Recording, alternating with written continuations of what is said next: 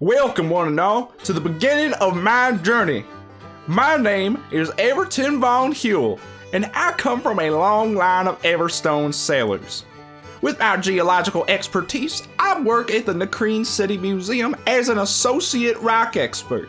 Or at least I did until a couple weeks ago when I was fired on account of misconstruing history. Now, I don't see what I did wrong. All I did was tell the fine people visiting our facility the almighty truth of Lord Arceus' gospel, and that there is no evolution.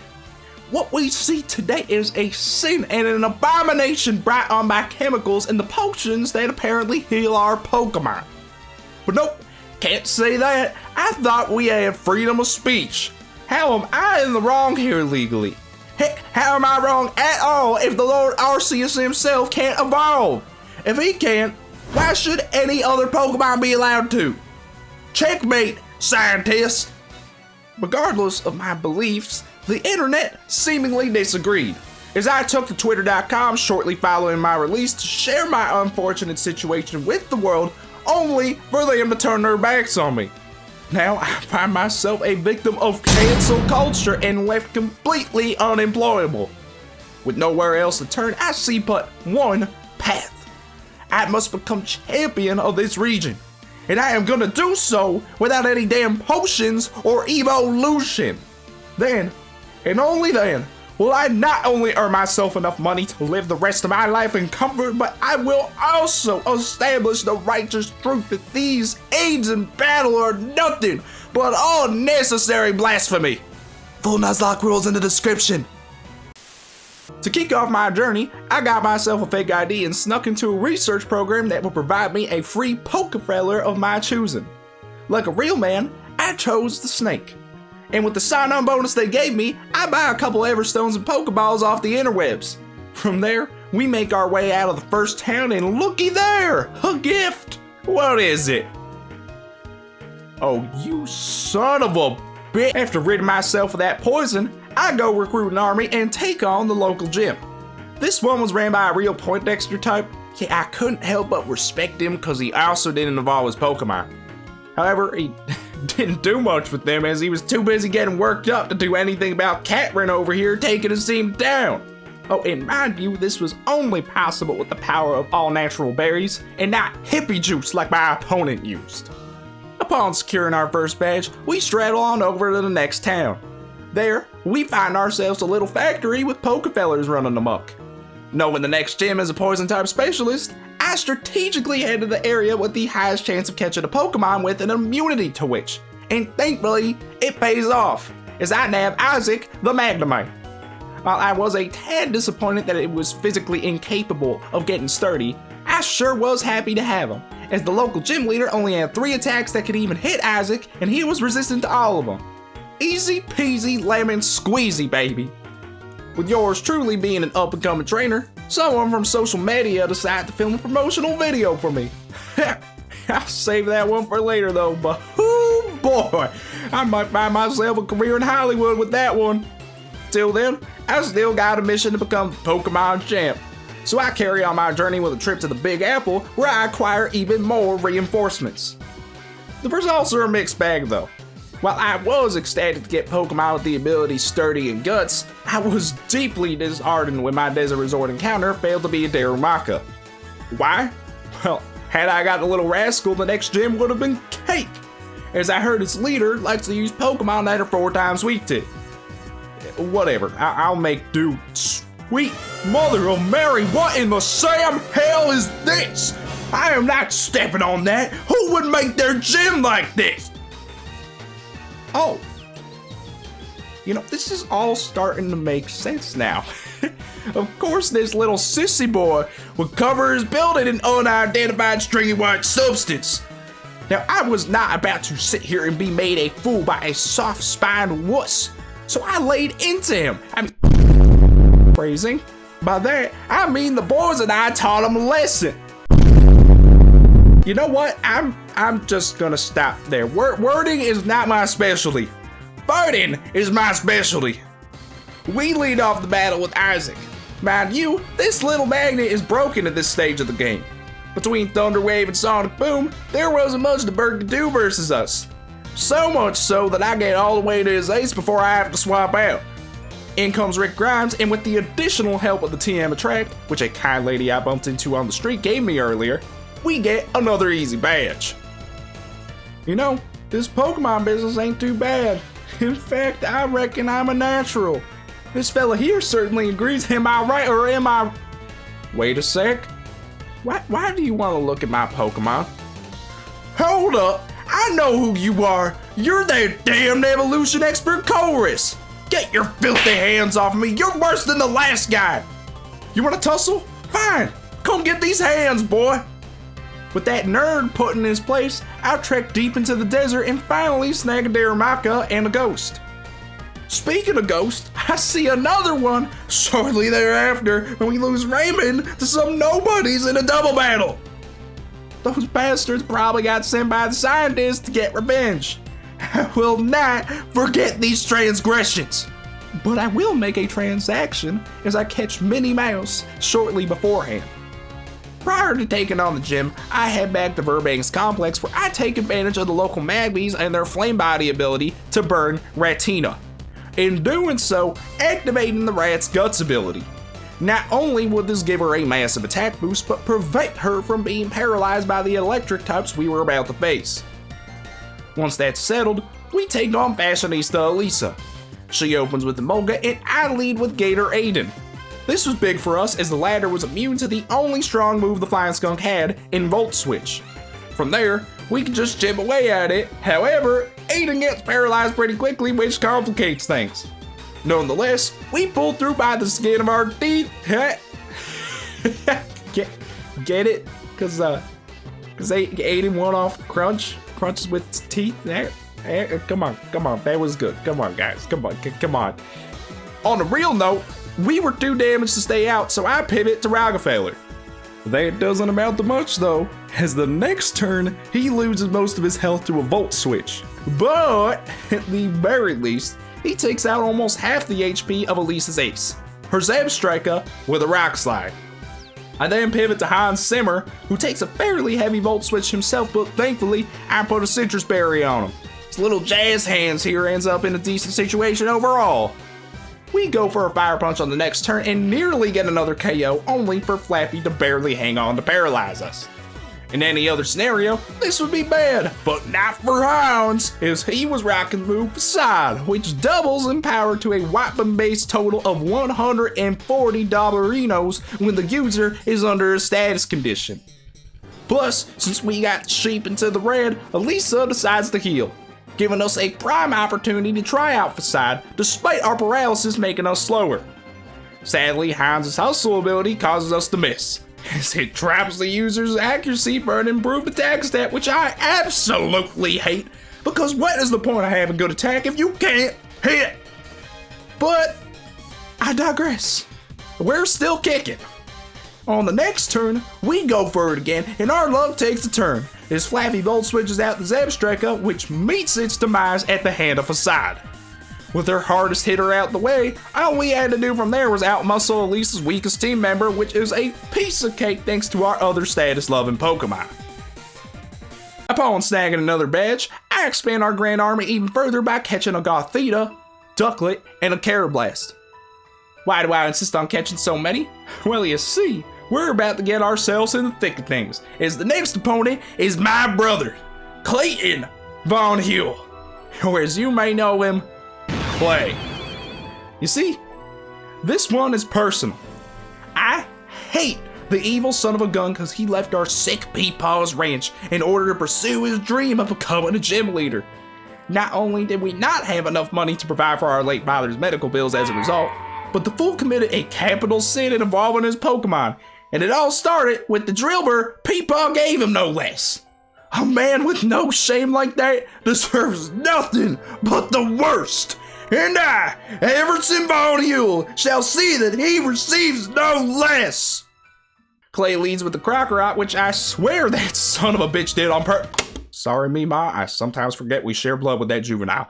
Anyways, I match him with a Duck Nukem and go for a Bubble Beam, knowing that it should do just enough damage to bait Clay into wasting his lone potion. Lo and behold, it works, and from there I go for a feather dance to lower his attack. But that doesn't really help, considering he gets a crit and nearly kills Duck. Originally, I was gonna stay in and try to get another one off, but with Bird Boy on the verge of death, I pivot to Snake. From there, we get off 2 coils before Torment slows down my spamming. The hope was to set up versus a weakened Crocorock and ultimately use my boosted attack and defense to beat Clay's ace, the remains of Peepaw's Drillbur.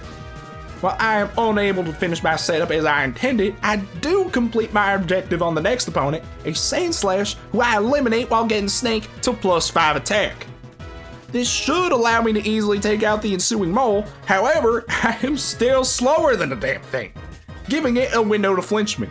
And not only does it do so on the first turn, but the second as well! At this point, we were too weak to stay out any longer, so I go to plan B and swap to Nosferatu. If I could just get off a Will-O-Wisp, then I could half Drillbur Senior's attack and maybe ride a boosted Hex to victory, but the Badger proved to be too strong, so I have to pivot again, this time to Alfred. And man, oh man, the bad luck doesn't stop as we land on a critical hit, wiping out any chance of Plan C working, in which I would have gotten off a Reflect, then go to Hans Zimmer to finish the job. With most of the party beat up though, I begin to panic and risk going straight to Jazz Hands, but hey, that goes as well as you'd expect as he gets eviscerated. During his time out there though, we finally get Drillbur Senior to the red, so I get an idea. Maybe Clay will heal. If he does, then I could have an opening to roost with Duck Nukem and finish the job with a Bubble Beam, but wait. Guess who forgot? Clay used his lone potion earlier. This guy, this idiot right here forgot, and it cost me the life of yet another brother in arms. In one last attempt to salvage this mess, I go to Ratina and finally finish the job. Afterwards, Clay is somehow happy that I beat him, congratulating me and whatnot. And that right there pissed me off more than anything else. How dare he ignore our past? He's not even gonna ask how our late Peepaw or Meemaw was doing. That's it. Give me the damn badge. I don't even have it in me to tear into him right now. Needing to take out my anger, I hear Chorus is in the area and beat him up in front of a live audience. Then I go to Chargestone Cave and catch a Clink named Geary, and upon exiting, I snag the tandem of Zangief the Zangoose and John Litwick the Litwick. On top of which, I finally remember to go back and snag an Eviolite from Castalia City, which, man, I really could have used earlier. Upon getting my shit together, we head over to the next gym, whose leader I fully intend to sue once I am champion because I broke at least 2 bones doing her stupid puzzle. At the very least, my team is far better built to handle her as we had strong counters for each of her Pokemon. Rockefeller rocks Swoobat, Johnny Boy incinerates Skarmory, and Isaac clutches up versus Swanna with the help of the aforementioned Eviolite. By now, I've started to get pretty famous.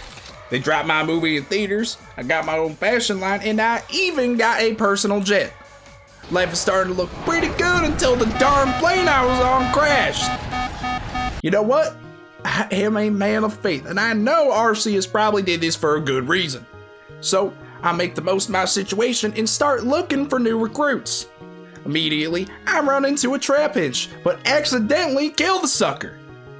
And our numbers thin out even more when I lose Alfred to a double battle shortly thereafter.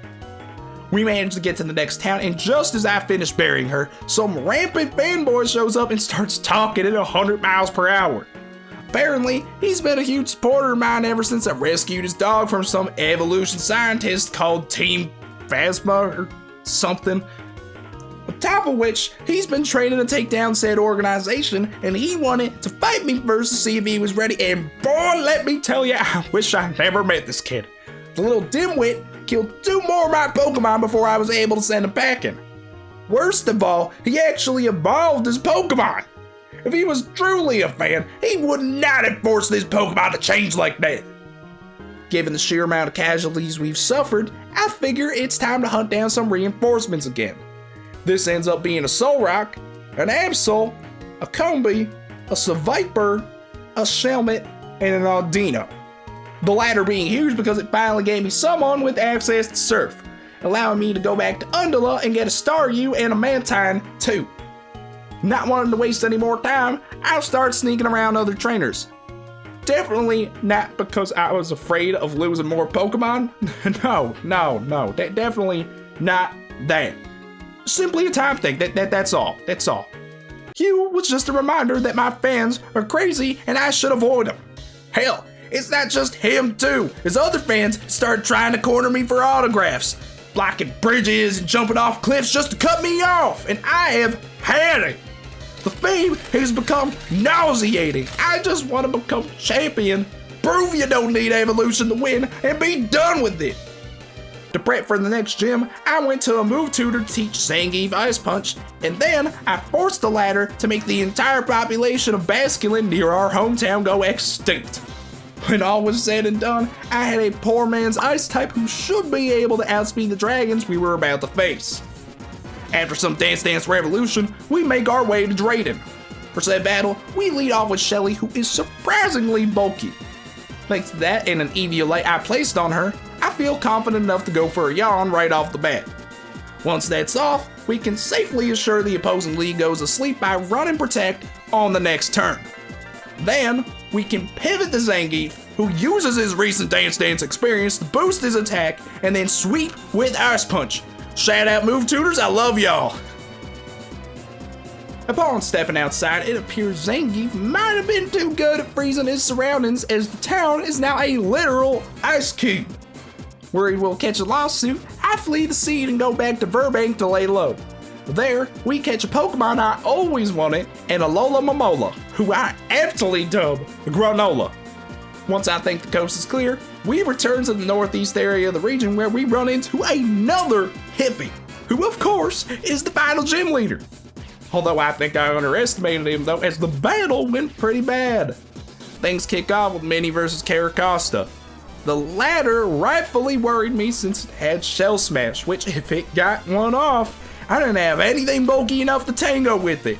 So I figured I could lead with an Encore and either lock Surf Ball into a non-damaging move or prevent him from powering up. Lo and behold, I forgot to consider that Minnie was faster than the turtle. As a result, Encore fails since it had nothing to encourage. Taken aback, I pivot to plan B and go with Isaac, who I use to paralyze the sucker.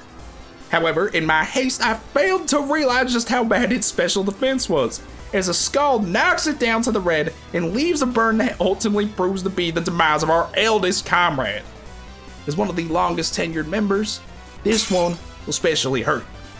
So I enact revenge with one of the strongest, most hellish Pokemon available to mankind, Shelly the Shelmet. Not only does his access to Giga Drain allow for an easy finish here, but his Yawn Protect combo allows me to build Cosby the next Pokemon and swap to Edgelord, who can safely get off a Swords Dance and sweep from there. Although, slight caveat, I got lucky that Edge didn't get burned as I totally overlooked the chance of Scald singeing my Pokemon, and if that had happened, my attack might have been lowered too much to finish the sweep.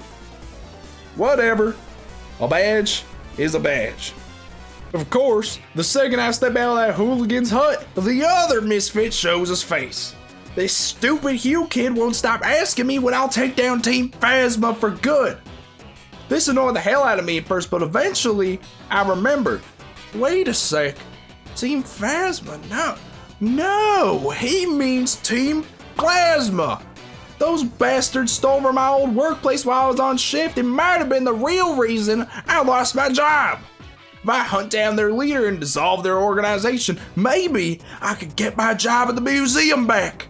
So I do some research on them and begin my hunt.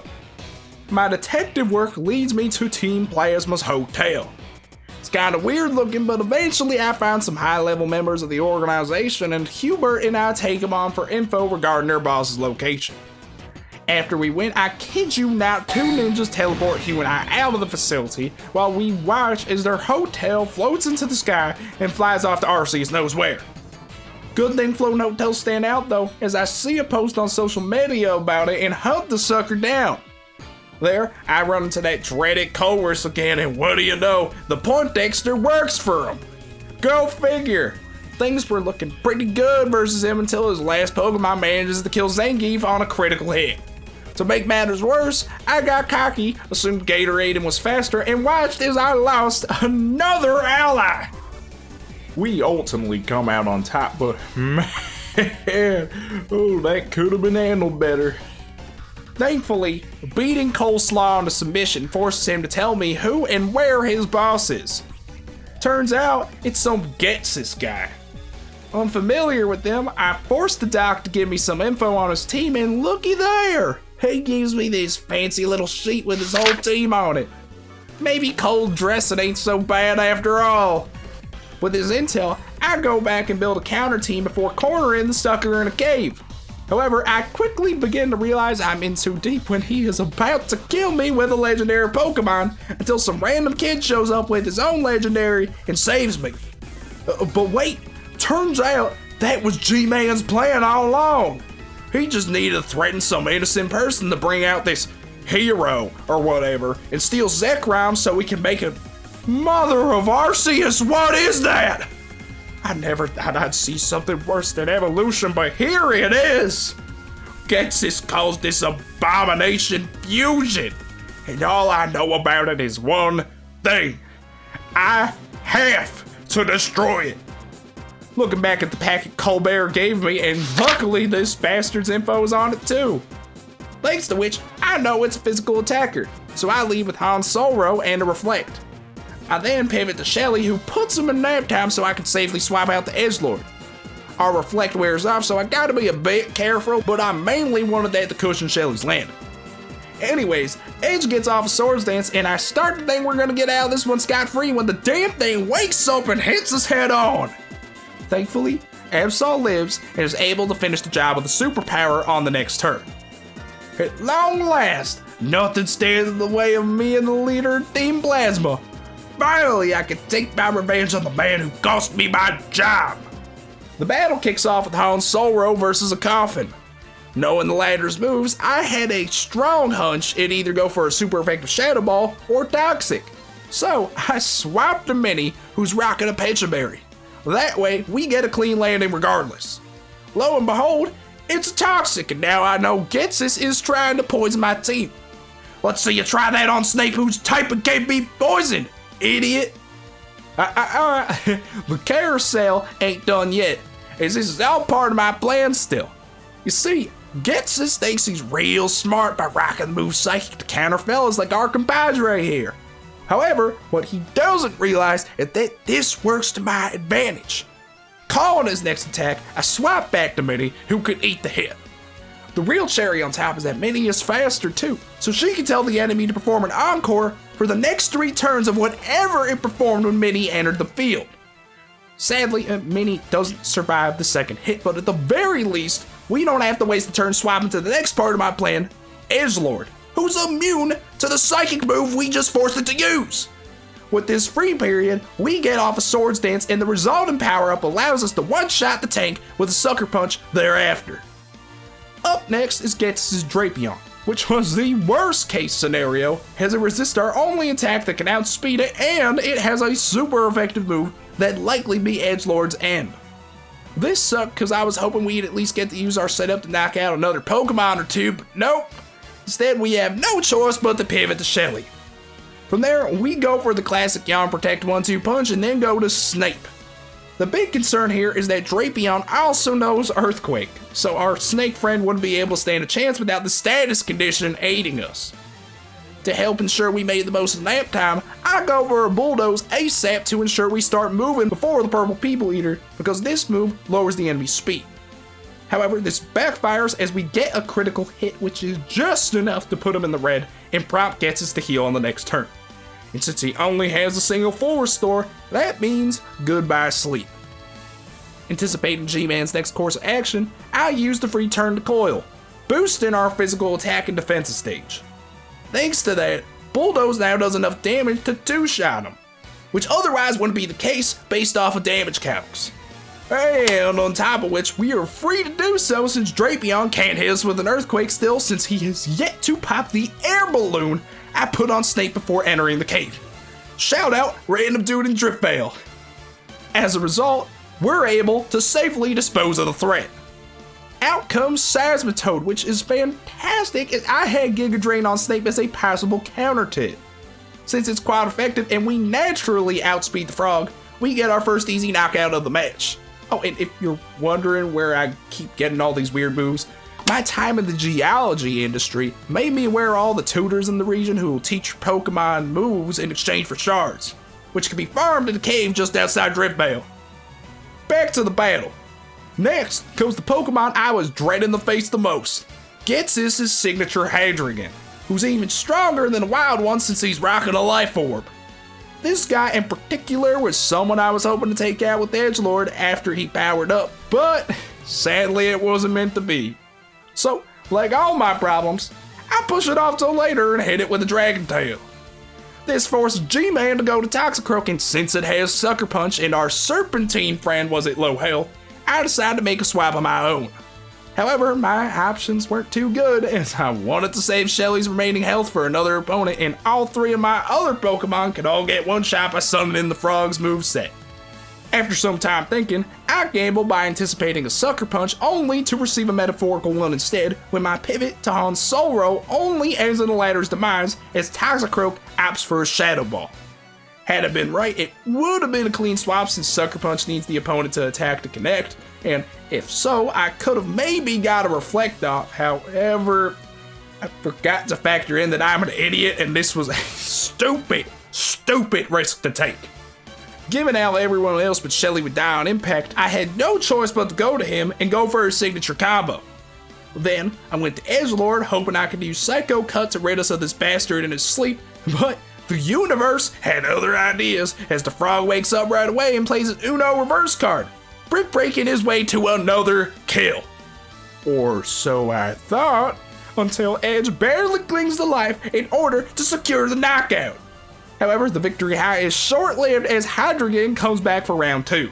The damn thing was faster than anyone on our team, so I felt the only way to defeat it was to get a Reflect Off with Pink Floyd, sacrifice Floyd for a clean swap to Shelly, and then go for the Sleepy Boy special. Alas, Floyd doesn't make it a turn after landing and the plan falls flat. At the very least, these 2 turns caused Hadrigan's Life Orb to eat enough health such that Edgelord could finish it with a Sucker Punch. Out comes Ghetsis' last Pokemon, Electros, and we were able to get another Zuckerberg off before suffering a knockout ourselves. And at that point, we were done, as the eel was able to outspeed and finish off the rest of our weakened team. Just as Ghetsis was about to execute me, everything cuts to white and I heard a voice. "You have done me a great service, young one. Now I shall return the favor." Well, I'll be a shuckle on a stick. Turns out saving Zekrom put me in the fella's liking, and to pay me back he used his lightning powers to tap into the Speed Force and create a flashpoint. Oh, for all the non-nerds out there, who am I kidding? Anyone watching a Nuzlocke video is probably a nerd, but if you aren't, this means that he sent me back in time so I have another chance of beating Ghetsis. Hooey, baby, I feel like a new man. I promise you I won't screw this up. However, we take an unexpected pit stop. In a faint haze, I see my brother Clay outside our Peepaw's hospital room. He looks distressed. From the other edge of my vision, I see some fellas from the Pokemon League walk up. They say something along the lines of, "You got potential, kid. Come be a gym leader for us. If you work your way up to become an Elite Four member, we'll cover your daddy's medical bills." Reluctant, Clay agrees. The scene then shifts to a new point in time where Clay is back in his apartment and frustrated. Apparently, he can't get past the 6th gym leader and feels he needs to get stronger. Desperate, he sighs and takes out Drillbur. "I'm sorry, buddy. We gotta do this for Peepaw," he exclaims as he feeds Drillbur a rare candy. As the tears pour down his eyes, he watches as Peepaw's beloved Pokemon begins to flash.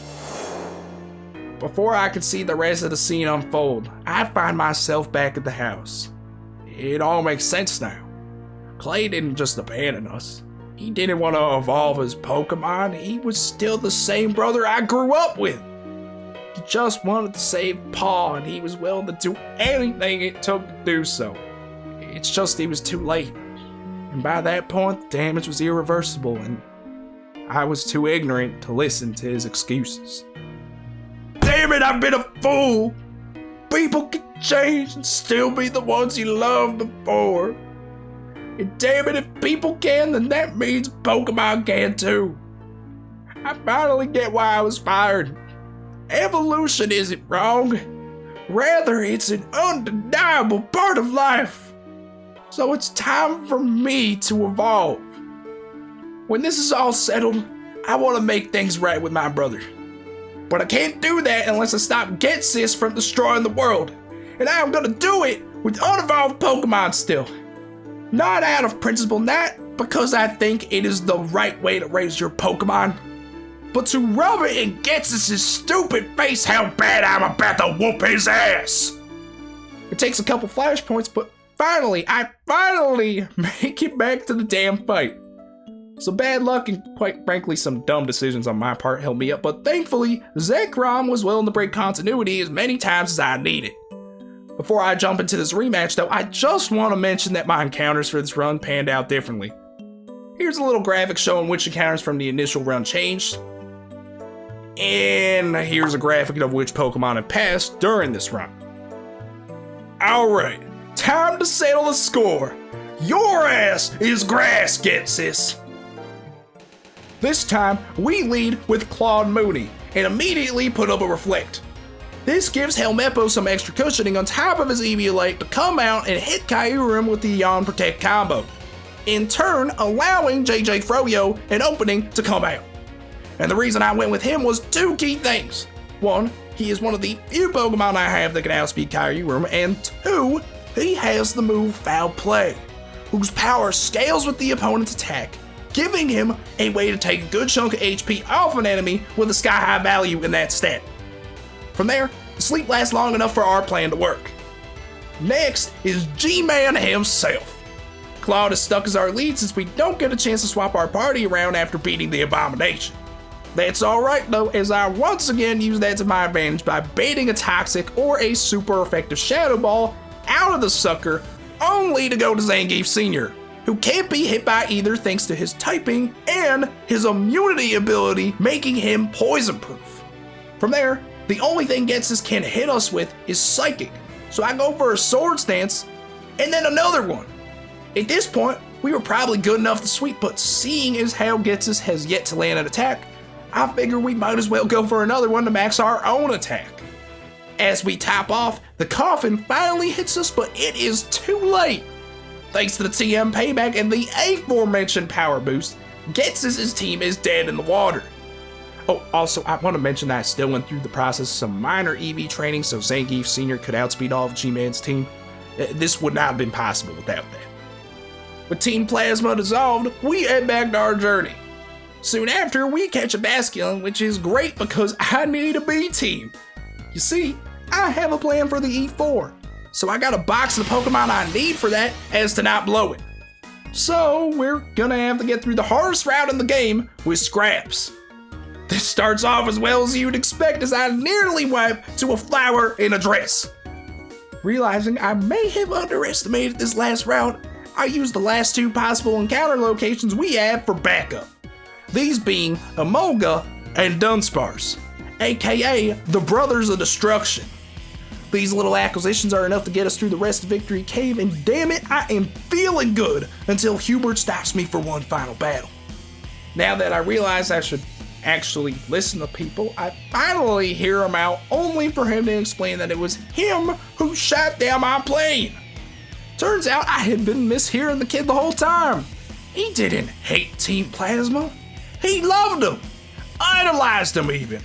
Apparently, he even gave his dog to them as a gift, but I went and done ruined that. Ever since, he's been trying to stop me from harming his favorite little youth group any further. Well, I'll be a Cacturn on a Wednesday. I should really listen to people more often. Yeah, but before I go character developing and whatnot, I find myself in a battle. Unlike last time though, I had a hunch I'd run into Hugh again. So I developed a whole plan to annihilate him with just a Molga. It all starts by me placing an electric gem that I found by sculpting Chargestone Cave on the rodent. Then I have enough power to one-shot Hugh's lead. The double whammy here is now I have no item on Emolga, so if Emboar comes out, I can hit him with a double power acrobat. However, that has to wait as Simipour comes out and kills Alvin on the first turn. Well, I did my math wrong. Plan B! Deerling can go out there and Lord Almighty, no, not again! Just as I planned, it's alright, everything is fine. Damn it! Settle down. Can't collect all 8 gym badges just to lose on the last leg. Just swap to perfection and put them in nap time. Fellas, this might be the end. Bouffaland's pretty slow. Maybe we can outspeed it with Sanda and nope. Can't do that either. Alright, I'm gonna be brutally honest, fellas. I truly think this is the end. I'm down to 2 poker fellas and I am out of plans. The only thing I can think of at this point is to go out with Granola, hope his super effective wild charge doesn't do too much damage, throw up a wish, and rinse and repeat the ladder with waterfall till we get the dub. Trust the process, baby, we can still clutch this out. Come on. Come on. Yes! RC is beat down, we done did it! Ha ha! Oh, come on, Granola, only one last Pokemon until we can call it in! But after a brief moment of praying for no crit, Alola Granola clutches the win, carrying the team on her back to the Elite Four. Giddy up, little doggy, I knew I liked you for a reason! After some final retooling of the A-Team's movesets, we straddle on over to our biggest test yet. First up is Fighting Type Specialist Marshall, who ironically doesn't put up much of a fight. We lead with, guess who? Helmeppo, who reads a lullaby, protects himself to ensure sleep, and then swap to Chief Wingham. The latter goes for a Swords Dance as the enemy wakes up. And since he has insane physical bulk and Fighting Type resistance to boot, I can't really be touched. This allows me to confidently go for a Tailwind thereafter to ensure I can outspeed all of Marshall's team. From there, we spam Acrobatic with no item until Tailwind peters out as the opponent's final Pokemon enters the field.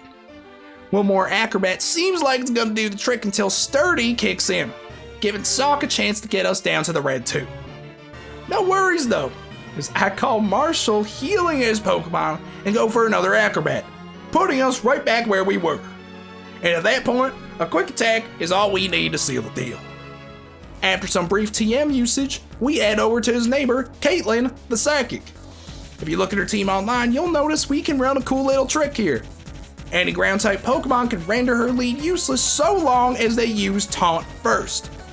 Conveniently, this move can be found as a TM, and Chief Wingham can learn it.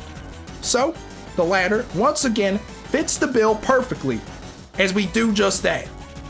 From there, I get into Swords Dances, Taunt again for good measure, throw up a Tailwind to ensure we outspeed her whole team, and then proceed to sweep with a nuclear level Acrobatics. That's not all, folks. I got another trick up my sleeve. We head across the hall to Chantal, the Ghost Lady, and kick things off with a light screen from Pinkerton. This gives a little cushion to Zangief Sr., who, oh no, lands on a Will-O-Wisp. Oh no, don't you worry though, as I planned ahead and gave him a Rossberry. After we get off a taunt to prevent any more of that, then I go for an Agility. But wait, Zangoose can't learn that. You're right, that's cause it's actually Zora, who I sadly can't nickname since I got him as a gift back in Driftvale. Thanks to his illusion ability, he takes the form of our last party member. By putting Zangief Sr. there before the battle, I can help assure Zora doesn't eat any stab Shadow Balls while setting up. Speaking of the latter, we finish things off by going for a nasty plot. With our newfound boost in special attack and speed, our friend here can bring out the broom once again.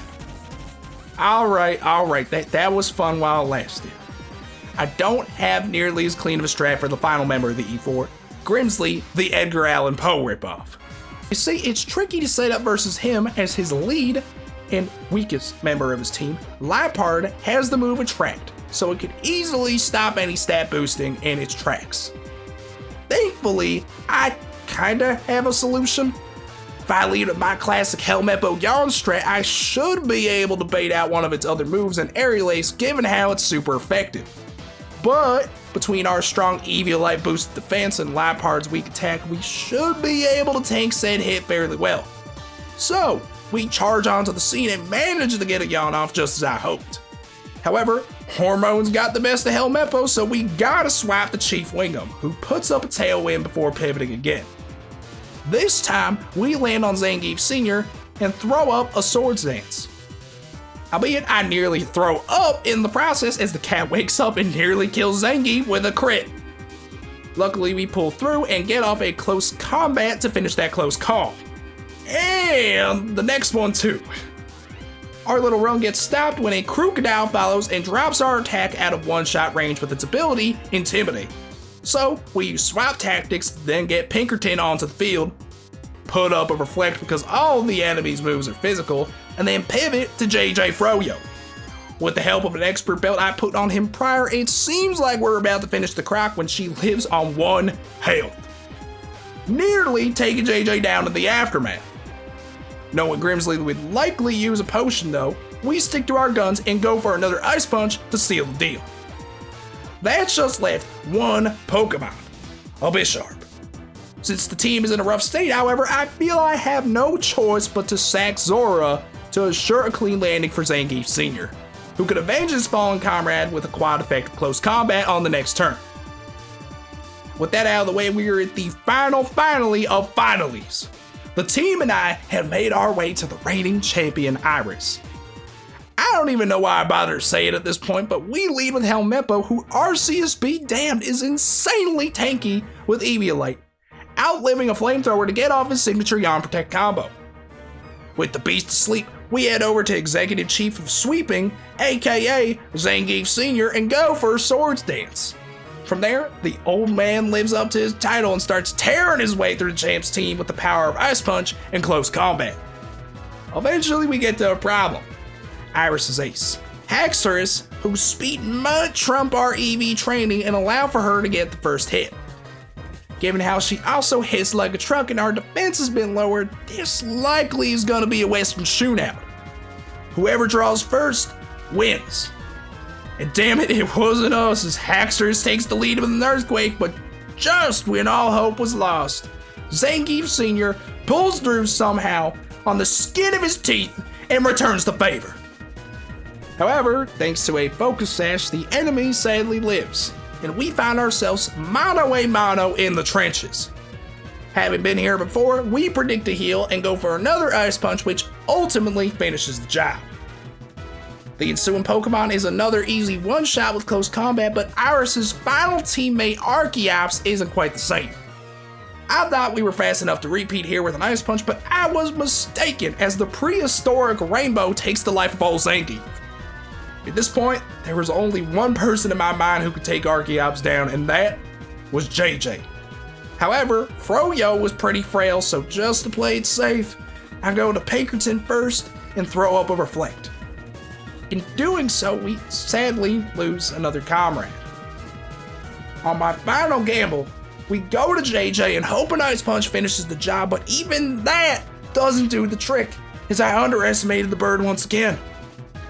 With Helmeppo all but certain to die on impact, the run laid in one man's hands, Chief Wingham. At the edge of my seat, the Purple Crusader takes flight one last time. And so mama, we done did it. Wingham dodges the flinch chance to secure the dub, and our rightful spot is champion of the region. The road here was long and bloody, but I am reborn. Well, I showed the world you didn't need evolution to win. The real cherry on top was realizing the error of my ways and restore my friendship with my brother. Now, let's ride out to the sunset.